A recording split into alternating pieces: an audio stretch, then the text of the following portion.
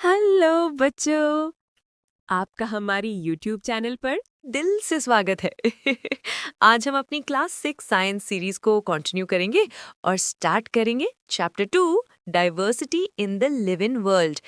क्या आप रेडी हो इस कलरफुल जर्नी के लिए? सोचो जरा बच्चों, हमारी अर्थ कितनी कलरफुल है।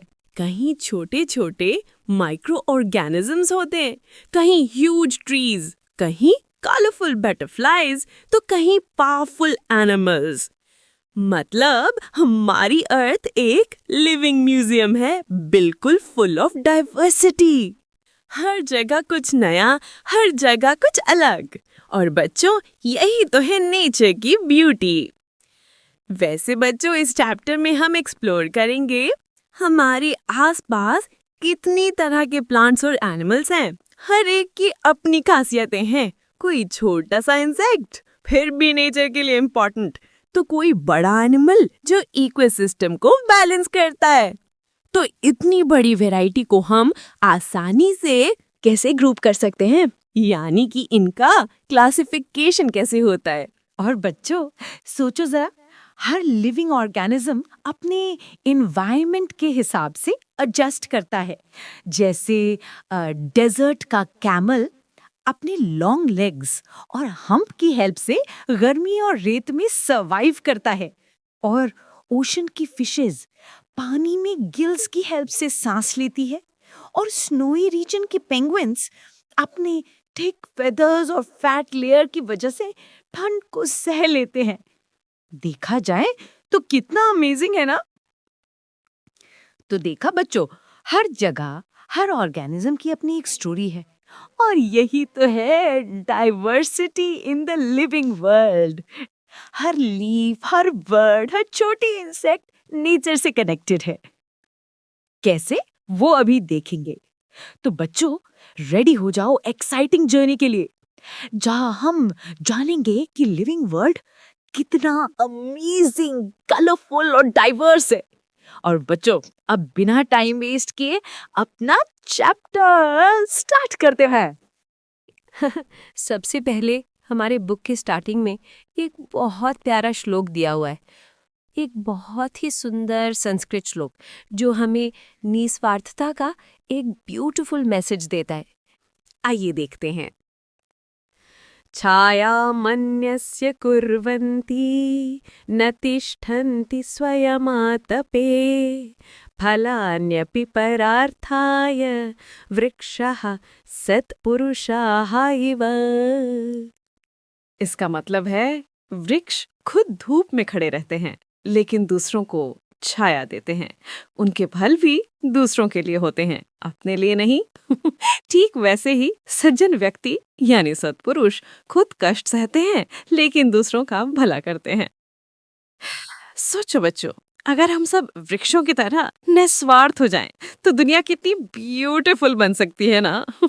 दूसरों को देना बिना किसी अपेक्षा किए, यही है सच्ची अच्छाई। और हाँ, ये भी सिमिलर है। Trees stand in the sun and give shade to others.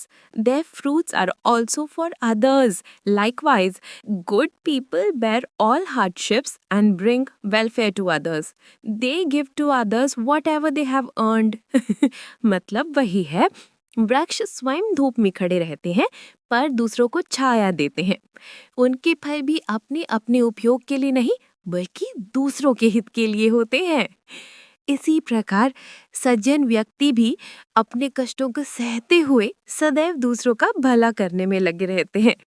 तो अगली बार जब भी आप किसी पेड़ के नीचे छाया में बैठो, याद रखना, वो हमें साइलेंटली सिखा रहा है, giving is the greatest virtue. अब अपने चैप्टर पर आते हैं। आज की सुबह बहुत ही प्यारी और ताजगी भरी है, क्योंकि कल की बारिश के बाद हवा में एक अलग ही ठंडक है। हर पत्ता चमक रहा है और पक्षियों की चहचहाहट से वातावरण गूंज रहा है। आज स्कूल में कुछ स्पेशल होने वाला है। हमारी साइंस टीचर मैडम सुलेखा ने 2 खास मेहमानों को बुलाया है, एक नेचर वॉक के लिए। पहले हैं डॉक्टर रघु, जो पास की रिसर्च लेबोरेटरी में साइंटिस्ट हैं, और दूसरे हैं मणिराम चाचा, हमारे गांव के एक बहुत ही अनुभवी व्यक्ति। मणिराम चाचा के पास एक कमाल की कला है। वो पक्षियों की आवाजों की नकल कर सकते हैं। इतना ही नहीं, वो पेड़ पौधों और जानवरों की पहचान में भी एक्सपर्ट हैं। और डॉक्टर रघु हमेशा नेचर को साइंटिफिक नजरिए से समझाने में माहिर हैं।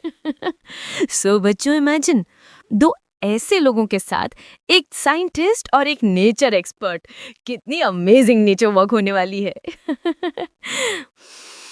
चारों ओर हरियाली, पेड़ों पर गीली पत्तियां और बच्चों में उत्साह। अब बस इंतजार है डॉक्टर रघु और मुनीराम चचा के आने का। हाँ बच्चों, अब नेचर वॉक शुरू होने से पहले डॉक्टर रघु बच्चों को समझाते हैं कि इस वॉक का असली ऑब्जेक्टिव क्या है। वो मुस्कुराते हुए कहते हैं, बच्चों, आज हम नेचर की ब्यूटी और वैरायटी को अपनी आंखों से महसूस करेंगे।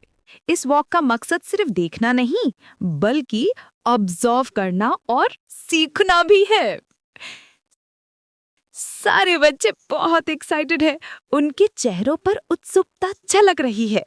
किसी को पेड़ पौधों के बारे में जानना है, तो किसी को बर्ड्स एंड इंसेक्ट्स देखने का इंतजार है। वो सोच रहे हैं कि कैसे डॉक्टर रघु और मनीराम चाचा इतने सारे प्लांट्स और एनिमल्स को पहचान लेते होंगे। तभी मैडम सुलेखा बच्चों से कहती हैं, बच्चों, नेचर वॉक में ऑब्जर्व करने के साथ साथ नोट डाउन करना भी जरूरी है। इसलिए अपने साथ रखो एक नोटबुक, एक पेन और एक वाटर बॉटल, ताकि तुम्हारा माइंड और बॉडी दोनों फ्रेश रहे। अब सब तैयार हैं। चमकती आंखें, हाथों में नोटबुक्स और दिल में क्यूरियोसिटी। बस कुछ ही पलों में शुरू होगी एक अमेजिंग जर्नी इनटू नेचर, जहां हर कदम पर मिलेगा एक नया सरप्राइज। और अब बच्चों, नेचर वॉक स्टार्ट हो चुकी है। सारे बच्चे डॉक्टर रघु और मनीराम चचा के साथ धीरे धीरे बगीचे के अंदर चलते हैं। चारों ओर हरियाली, नमी से भरी मिट्टी की खुशबू और हवा में एक फ्रेश एनर्जी। डॉक्टर रघु मुस्कुराकर कहते हैं, बच्चों, ध्यान दो, इस पार्क में कितनी अलग अलग खुशबुएं हैं। हर पौधे, हर फूल की अपनी पहचान होती है। वो बच्चों को सिखाते हैं कि हर जीव, चाहे छोटा हो या बड़ा, रिस्पेक्ट के लायक होता है। ऑब्जर्व करो, पर डिस्टर्ब मत करो। तभी मनीराम चचा कहते हैं, सिर्फ देखो मत बच्चों, सुनो भी। हर पेड़, हर झाड़ी, हर कोने से कोई ना कोई आवाज आ रही है। बच्चे ध्यान से सुनने लगते हैं। थोड़ा आगे बढ़ते ही बच्चे देखते हैं, हर तरफ डिफरेंट प्लांट्स हैं। कहीं ग्रासेस का कार्पेट, कहीं बुशेस की छोटी झाड़ियां, और कहीं टॉल ट्रीज जो आसमान को छू रहे हैं। और हाँ, ब्रांचेस पर बैठे हैं कलरफुल बर्ड्स। बटरफ्लाइज उड़ रही हैं एक फूल से दूसरे फूल पर, और मंकीज मस्ती में एक पेड़ से दूसरे पर छलांग लगा रहे हैं। बच्चे अपनी नोटबुक्स में सब कुछ नोट करते हैं। कौन से पौधे कहाँ दिखे, कौन से पक्षी सुने, और फिर अपने ऑब्जर्वेशंस डॉक्टर रघु और मनीराम चाचा के साथ डिस्कस करते हैं। हर बात में कुछ नया सीखने को मिलता है, और हर पल नेचर के एक नए रंग को महसूस किया जाता है। टडटडाई। तो अब जैसे जैसे बच्चे आगे बढ़ते हैं, उन्हें अचानक एक प्यारी सी आवाज सुनाई देती है, चिड़ियों की चहचहाहट। बच्चे रुककर ध्यान से सुनते हैं, और डॉक्टर रघु मुस्कुराकर कहते हैं, आप जानते हो बच्चों, हर पक्षी की चहचहाहट अलग होती है। एक्चुअली हर बर्ड का अपना एक यूनिक चर्प होता है, और यही है नेचर में डाइवर्सिटी। है ना इंटरेस्टिंग? डॉक्टर रघु फिर मुस्कुराकर कहते हैं, मनीराम चाचा, जरा बच्चों को सुना दीजिए। और बस मनीराम चाचा स्टार्ट हो जाते हैं। स्पैरो की चिरिप चिरिप, क्रो की काऊ काऊ, कुकू की कुहू कुहू। और बच्चों, सारे बच्चे भी एक्साइटेड होकर चाचा की आवाजें कॉपी करने लगते हैं। किसी से स्पैरो चिरिप चिरिप, किसी से क्रो काऊ काऊ, और कोई बस कुहू कुहू ही करता रहता है।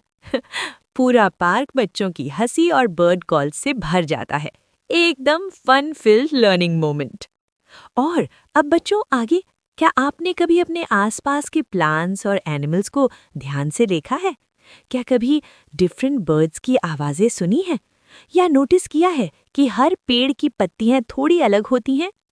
ट्राई ऑब्जर्विंग देम, और एक्चुअली अपने ऑब्जर्वेशंस फ्रेंड्स और टीचर के साथ शेयर करना मत भूलना। Nature is full of surprises, बस जरूरत है अपनी आंखों से ऑब्जर्व करने की। ऑलराइट बच्चों, अब आगे हम चैप्टर का अगला ब्यूटीफुल पार्ट स्टार्ट कर रहे हैं, diversity in plants and animals around us. और इसी के अंदर आता है हमारा activity section, activity 2.1, let us explore and record.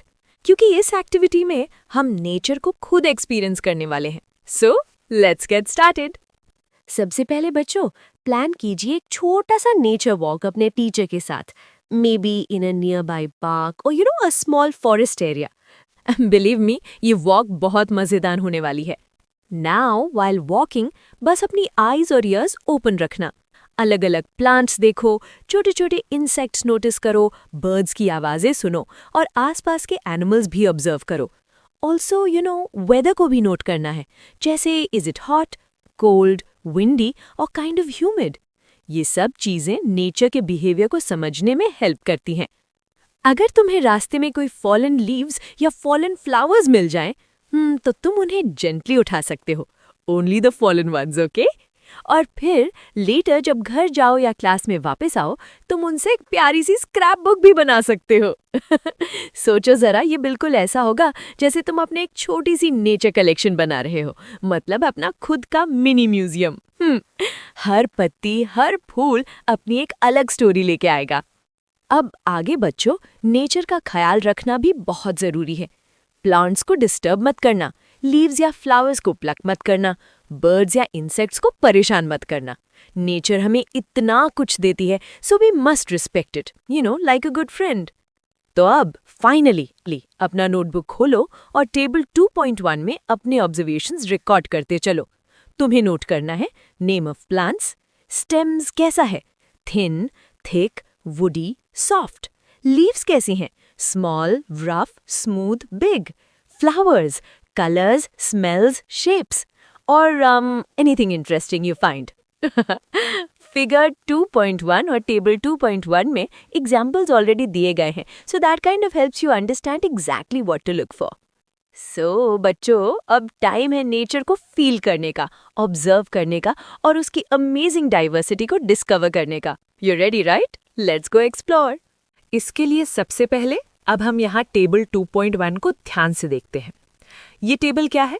ये हमारे आसपास पाए जाने वाले अलग अलग प्लांट्स की ऑब्जर्वेशंस को दिखाती है। इस टेबल में हमारे आसपास मिलने वाले अलग अलग प्लांट्स के बारे में स्टेप बाय स्टेप ऑब्जर्वेशंस लिखी हुई हैं। सबसे पहला कॉलम है लोकल नेम ऑफ प्लांट। यहाँ हम प्लांट्स के वो नाम लिखते हैं जिनसे हम उन्हें रोज पहचानते हैं, जैसे grass, tulsi, hibiscus, neem. Simple right? यानी लोकल नेम मतलब प्लांट का कॉमन नेम। अब इसके बाद आता है नेक्स्ट कॉलम, स्टेम। स्टेम यानी तना। यहाँ हम स्टेम को ऑब्जर्व करते हैं कि वो सॉफ्ट है या हार्ड, थिन है या थिक। जैसे कॉमन ग्रास सॉफ्ट और थिन, तुलसी हार्ड और थिन। हिबिस्कस प्लांट को देखो, इसका स्टेम हार्ड होता है, लीव्स ब्रॉड होती हैं और ऑल्टरनेट अरेंजमेंट में ग्रो करती हैं।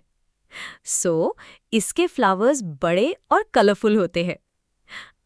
और अब नीम प्लांट को देखो, इसका स्टेम हार्ड और थिक होता है, लीव्स कंपाउंड अरेंजमेंट में होती हैं और इसकी लीव्स का सरफेस स्मूथ होता है। समझ आ रहा है ना? अब आता है एक बहुत इंपॉर्टेंट कॉलम, लीव्स, साइज या अरेंजमेंट ऑफ लीव्स। यहाँ हम दो बातें देखते हैं, पत्तियां कैसी हैं और ये स्टेम पर कैसे लगी हुई हैं। जैसे ग्रास में स्टेम पर अलग अलग जगह से एक एक पत्ती निकलती है, जबकि तुलसी में पत्तियां जोड़े में आमने सामने लगी होती हैं। डिफरेंस दिख रहा है ना? समझे? तो अब आगे बढ़ते हैं और नेक्स्ट कॉलम में हम फ्लावर्स के बारे में लिखते हैं। अगर प्लांट में फ्लावर्स होते हैं तो हम यहाँ उनके कलर या शेप नोट करते हैं, जैसे तुलसी पिंकिश पर्पल कलर। और अब आता है ये खास कॉलम। यहाँ तुम प्लांट के बारे में कोई भी एक्स्ट्रा बात लिख सकते हो, जैसे पत्तियां हरी हैं, सरफेस स्मूथ है, खुशबू आती है, या फिर प्लांट मेडिसिनल है, जैसे ग्रास ग्रीन लीव्स, नीम स्मूथ सरफेस वाली पत्तियां और साथ ही एक मेडिसिनल प्लांट। और अब आखिरी रो एनी अदर प्लांट।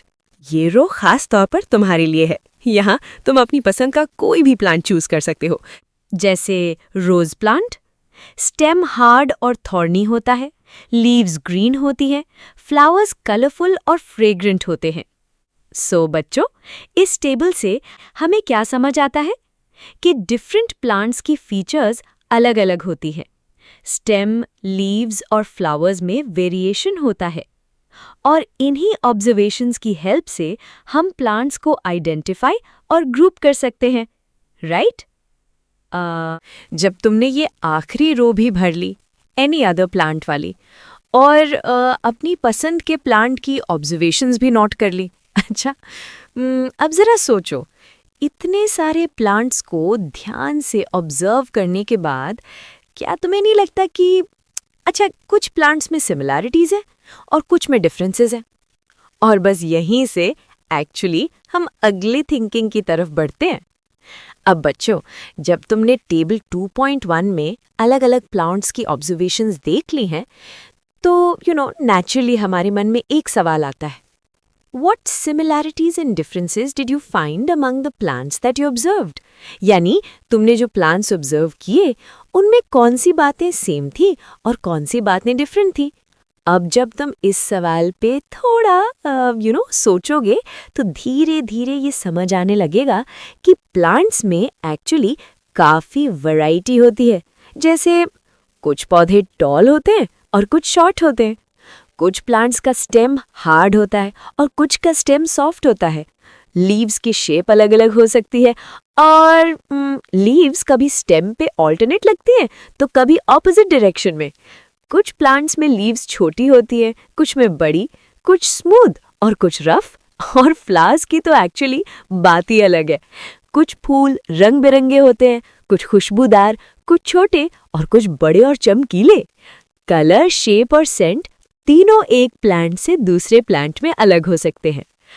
तो बच्चों, जब हम इन सारी ऑब्जर्वेशंस को एक साथ जोड़कर देखते हैं तो हमें एक्चुअली साफ साफ समझ आता है कि प्लांट्स एक जैसे नहीं होते। हर प्लांट की अपनी एक पहचान होती है, और यही कहलाता है डाइवर्सिटी इन प्लांट्स। इस एक्टिविटी और इस टेबल का असल मकसद यही है कि तुम नेचर को सिर्फ देखो नहीं, बल्कि ऑब्जर्व करो, कंपेयर करो और डिफरेंसेस को समझो। अब जब भी तुम किसी प्लांट को देखोगे तो अपने आप सवाल पूछोगे, स्टेम कैसा है, लीव्स कैसे हैं, फ्लावर्स कैसे हैं, और यही है रियल लर्निंग। ऑलराइट बच्चों, अब थोड़ा सा और ऑब्जर्व करने का टाइम है। अब अच्छा ज़रा सोचो, इस नेचर वॉक के दौरान या फिर अपने प्रीवियस एक्सपीरियंसेस में आपने कौन कौन से एनिमल्स देखे हैं? मे बी आपने बर्ड्स को पेड़ों पर बैठे देखा होगा, मंकीज को पेड़ से पेड़ पर कूदते हुए, या डॉग्स को चलते दौड़ते हुए, है ना? जो भी एनिमल्स आपने ऑब्जर्व किए हैं, अब उनकी एक लिस्ट बनाइए। अब उन एनिमल्स के बारे में थोड़ा डिटेल में सोचो। एक्चुअली वो कहाँ रहते हैं? Trees, water, ground, houses. वो क्या खाते हैं? प्लांट्स, इंसेक्ट्स, मीट, ग्रेन्स, और कैसे चलते हैं? वॉक, फ्लाई, स्विम, जंप, है ना? हर एनिमल का अपना वे ऑफ लिविंग होता है। अब इन सारी ऑब्जर्वेशंस को टेबल 2.2 में रिकॉर्ड करना है। बट डोंट वरी, अब जरा ध्यान से सामने दी हुई टेबल को देखो। Observations of different animals around us, मतलब यहाँ अब हम एनिमल्स को ऑब्जर्व करके उनके बारे में डिटेल्स लिखने वाले हैं। सबसे पहला कॉलम है name of the animal with local name. यहाँ हमें एनिमल का नाम लिखना है, जैसे क्रो, एंट, काउ या फिर कोई भी एनिमल जो आपने देखा हो। दूसरा कॉलम है प्लेस वेयर दे लिव। अब अच्छा सोचो, क्रो कहाँ रहता है? पेड़ पर। एंट कहाँ रहती है? सॉइल में, बरो या नेस्ट में। हर एनिमल का लिविंग प्लेस अलग होता है। तीसरा कॉलम है फूड दे ईट। अब क्रो इंसेक्ट्स खाता है, एंड लीव्स, सीड्स और इंसेक्ट्स खाती है, काउ ग्रासेस और लीव्स खाती है। यानी कौन सा एनिमल क्या खाता है वो यहाँ लिखना है। तो अब आता है चौथा column, the way they move around. Crow fly भी करता है और वॉक भी, एंड क्रॉल करती है, काउ वॉक करती है। मतलब हर एनिमल का मूवमेंट भी अलग होता है, राइट? कितना इंटरेस्टिंग है ना। और अब आखिरी column, any other observations and features. यहाँ आप कुछ एक्स्ट्रा इंटरेस्टिंग बातें लिख सकते हो, जैसे क्रो अपनी बीक में ट्विग लेकर जा रहा था, एंट के 6 लेग्स होते हैं, यानी जो भी स्पेशल बात आपने नोटिस की हो, है ना। तो बच्चों, इस टेबल में हम सिर्फ आंसर्स नहीं भर रहे, एक्चुअली हम ऑब्जर्व करना सीख रहे हैं, है ना। अब आप भी एक बार फिर से एनी अदर वाली रो में अपनी देखे हुए एनिमल्स की डिटेल्स भरिए, ध्यान से और नीटली, बिकॉज नेचर में हर एनिमल यूनिक होता है ना।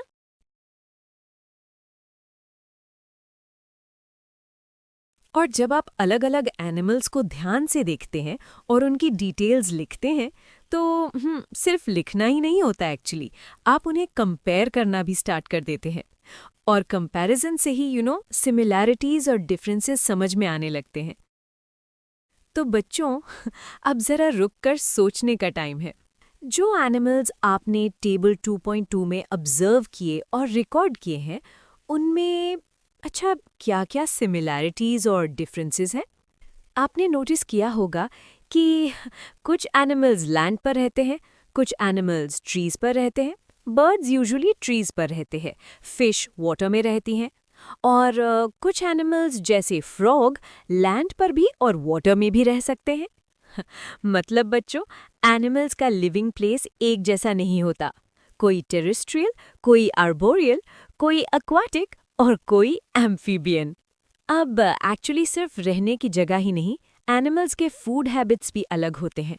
कोई ग्रासेस और लीव्स खाता है, कोई इंसेक्ट्स खाता है और कोई मीट या फिश खाता है। सिमिलरली उनके मूवमेंट्स भी डिफरेंट होते हैं। कुछ वॉक करते हैं, कुछ फ्लाई करते हैं, कुछ स्विम करते हैं और कुछ जंप करते हैं। इसलिए बच्चों, एनिमल्स में हमें कुछ सिमिलैरिटीज भी दिखती हैं और एक्चुअली बहुत सारी डिफरेंसेस भी।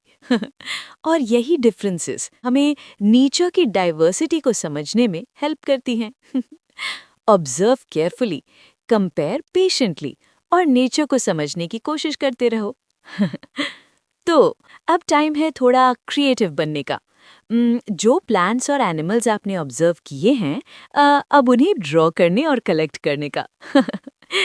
आप अपने नोटबुक में ऑब्जर्व्ड प्लांट्स और एनिमल्स के स्केचेस बना सकते हो, या फिर आप एक स्क्रैप बुक भी बना सकते हो।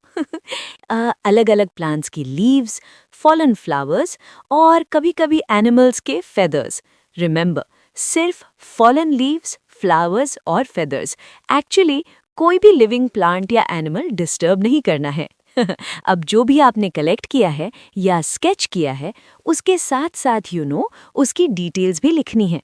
ये प्लांट या एनिमल कहाँ मिला, इसका शेप और कलर कैसा था, ये क्या खाता है या कैसे मूव करता है।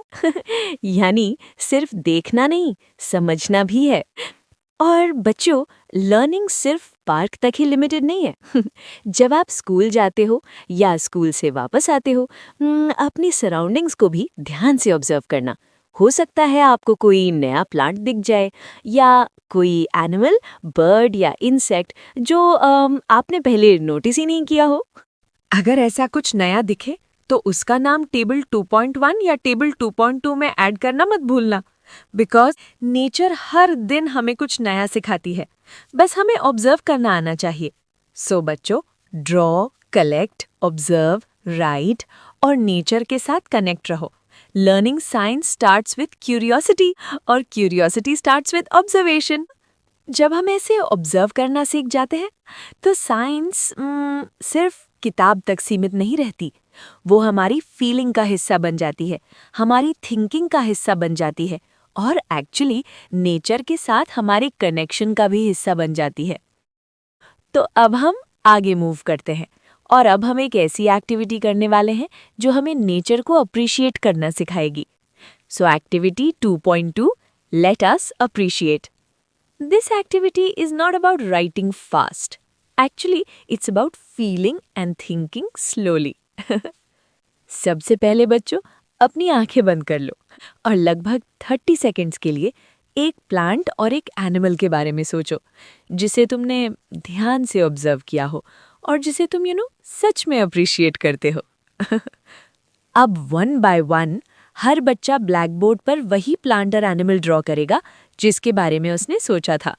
परफेक्ट ड्राइंग्स नहीं चाहिए, बस वो ड्रॉ करो जो तुमने ऑब्जर्व किया है। अब जरा ध्यान से देखो बच्चों, ब्लैक बोर्ड पर बने डिफरेंट प्लांट्स और एनिमल्स को। इन ड्राइंग्स को देखकर आप क्या नोटिस कर रहे हो? शेप्स अलग हैं, साइजेस अलग हैं, कलर्स अलग हैं, यानी हर प्लांट और हर एनिमल यूनिक है। सोचो पूरी क्लास ने मिलकर कितने डिफरेंट प्लांट्स और एनिमल्स ड्रॉ किए हैं। इतनी वैरायटी तो सिर्फ हमारी क्लास में ही दिख रही है। अब एक लास्ट क्वेश्चन बच्चों, क्या आपको लगता है कि इन ड्राइंग्स के अलावा भी नेचर में और भी बहुत सारी वैरायटीज ऑफ प्लांट्स और एनिमल्स होंगी? Of course yes. नेचर हमारी ब्लैक बोर्ड से कहीं ज्यादा बड़ी है और उसकी डाइवर्सिटी ऑलमोस्ट एंडलेस है। सो बच्चों ऑब्जर्व करना सीखो, अप्रिशिएट करना सीखो, because when we appreciate nature, we learn to protect it too. और जब हम नेचर को अप्रिशिएट करना शुरू करते हैं तो हमें ये भी समझ आने लगता है कि अलग-अलग जगहों पर नेचर एक्चुअली अलग-अलग तरह की लाइफ को संभाल कर रखती है। तो बच्चों अब हम एक वेरी इंपॉर्टेंट आइडिया समझने वाले हैं। किसी भी पर्टिकुलर रीजन में जो प्लांट्स और एनिमल्स पाए जाते हैं उनकी वैरायटी मिलकर उस रीजन की बायोडाइवर्सिटी बनाती है। अब ध्यान से समझो, इस बायोडाइवर्सिटी में हर प्लांट और हर एनिमल का अपना अपना रोल होता है। कोई भी लिविंग थिंग यूं ही नहीं होती। Actually everyone has a purpose. जैसे पेड़ कई बर्ड्स और एनिमल्स को फूड और शेल्टर देते हैं। एनिमल्स फ्रूट्स खाते हैं और बाद में सीड्स को एक जगह से दूसरी जगह फैला देते हैं। इस तरह नए प्लांट्स उगते हैं। अब जरा सोचो बच्चों, क्या आप और ऐसे एग्जाम्पल सोच सकते हो? सोचो। जैसे बीज फ्लावर से नेक्टर लेती हैं और फ्लावर्स का पॉलिनेशन करती हैं। बर्ड्स इंसेक्ट्स खाते हैं और प्लांट्स को प्रोटेक्ट करने में हेल्प करते हैं। नेचर में सब कुछ एक दूसरे से जुड़ा हुआ है। सो बच्चों, ये सारे एग्जाम्पल्स हमें क्या सिखाते हैं? ये दिखाते हैं कि प्लांट्स और एनिमल्स एक दूसरे पर डिपेंडेंट हैं। अगर एक भी लिंक टूट जाए तो पूरा बैलेंस बिगड़ सकता है। इसलिए बच्चों, नेचर को समझना और उसकी बायोडाइवर्सिटी को प्रोटेक्ट करना हम सब की रिस्पॉन्सिबिलिटी है। Observe, respect and protect nature. Clear है ना यहाँ तक? तो अब आगे मूव करते हैं और देखते हैं ये portion, how to group plants and animals. और इसके लिए बच्चों हम एक इंटरेस्टिंग क्वेश्चन से स्टार्टिंग करते हैं। आप अपने बुक्स और नोटबुक्स को स्कूल बैग में कैसे रखते हो? क्या आप सारे बुक्स रैंडमली बैग में डाल देते हो, बिल्कुल उल्टी पुल्टी? या फिर मैथ्स की बुक्स अलग, साइंस की अलग, नोटबुक्स एक साइड और रफ कॉपीज दूसरी साइड, है ना? अब बताओ, क्या इस तरह ग्रुप्स में अरेंज करने से आपका बैग ज्यादा ऑर्गेनाइज नहीं लगता? एग्जैक्टली, लगता है।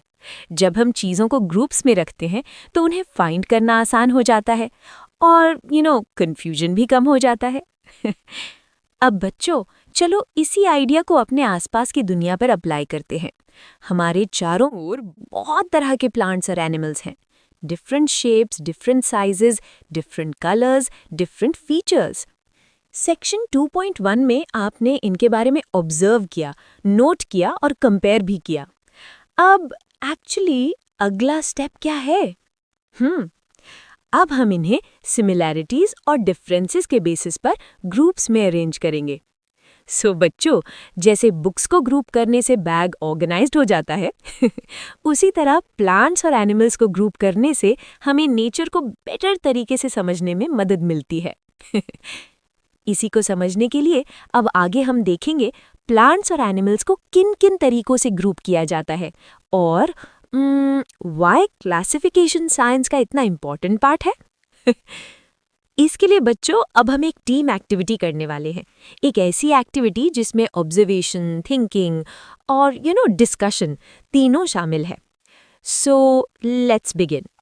सबसे पहले डिफरेंट प्लांट्स और एनिमल्स की पिक्चर्स कलेक्ट करो। ओल्ड मैगजीन्स, न्यूज़पेपर्स, चार्ट्स, जहाँ से भी पिक्चर्स मिल जाए उन्हें कट कर लो और हर पिक्चर को एक अलग कार्ड पर पेस्ट कर दो। अब पूरी क्लास को 5-6 स्टूडेंट्स के स्मॉल ग्रुप्स में डिवाइड कर दिया जाएगा। याद रखना, हर ग्रुप में टीम वर्क बहुत ज़रूरी है। अब अपने ग्रुप में सभी स्टूडेंट्स के कार्ड्स को एक जगह पूल कर लो, मतलब सब कार्ड्स को इकट्ठा कर लो। अब आगे ध्यान से देखो इन कार्ड्स पर दिखाए गए प्लांट्स और एनिमल्स की फीचर्स को। जैसे किसी के लीव्स अलग हैं, किसी का स्टेम अलग है, किसी एनिमल का मूवमेंट अलग है, तो किसी का फूड हैबिट। अब जरा याद करो, टेबल्स 2.1 और 2.2 में आपने कौन कौन सी फीचर्स लिस्ट की थी, जैसे living place, food, movement, special features. ये टेबल्स अब आप एक्चुअली आपकी हेल्प करने वाले हैं। अब सबसे इंटरेस्टिंग पार्ट, प्लांट्स और एनिमल्स को कॉमन फीचर्स के बेसिस पर ग्रुप्स में डिवाइड करो। जैसे सेम हैबिटेट वाले, सेम फूड हैबिट वाले, सेम मूवमेंट वाले। फाइनली हर ग्रुप अपने ग्रुपिंग का रीजन क्लास के बाकी ग्रुप्स के साथ शेयर और डिस्कस करेगा। याद रखना, यहाँ राइट या रॉन्ग नहीं, यहाँ इम्पॉर्टेंट है कि आप कैसे सोच रहे हो। That is the most important thing.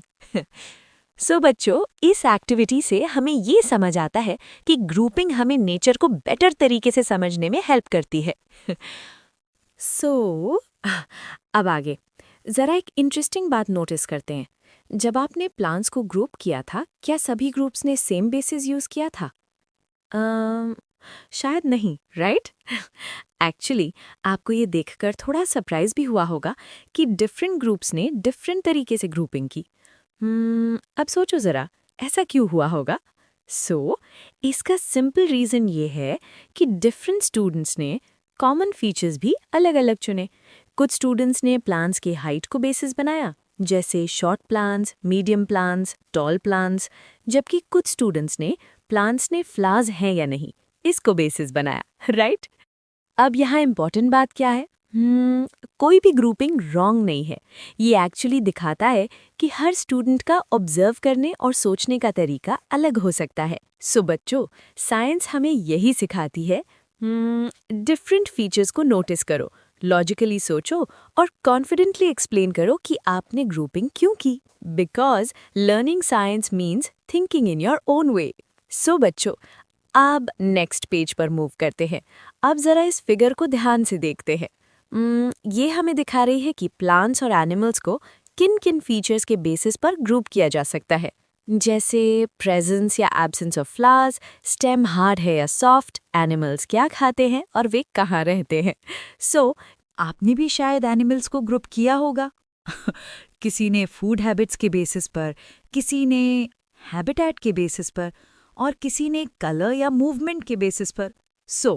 अब एक इम्पॉर्टेंट क्वेश्चन, ग्रुपिंग की इम्पोर्टेंस क्या है?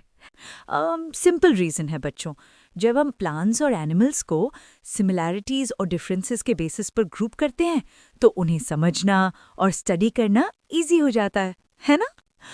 और इंटरेस्टिंग बात यह है कि ग्रुपिंग सिर्फ साइंस में ही नहीं, हमारी डेली लाइफ में भी यूज़फुल होती है। इसके बारे में आप next chapter materials around us में और सीखोगे। बच्चों, remember, science is not just about learning facts, it is about organizing ideas and understanding nature better. तो बच्चों, इस वीडियो के इस पार्ट में इतना ही। वीडियो ज़्यादा लंबी और बोरिंग ना हो, अपनी क्लास यहीं रोकते हैं। और यहाँ से आगे नेक्स्ट वीडियो में डिटेल के साथ कंटिन्यू करेंगे। तब तक बुक के साथ इस पार्ट को अच्छे से देख लो ताकि नेक्स्ट पार्ट से इजीली कनेक्ट हो जाओ। तो फाइनली आज की क्लास यहीं तक। अगर वीडियो यूज़फुल लगी हो तो लाइक और शेयर ज़रूर कीजिए, बेल आइकॉन को प्रेस कीजिए और चैनल को सब्सक्राइब करना मत भूलिए। और नेक्स्ट पार्ट के लिए चैनल से जुड़े रहिए। मिलते हैं अगली वीडियो में। तब तक के लिए बाय बच्चों, टेक केयर।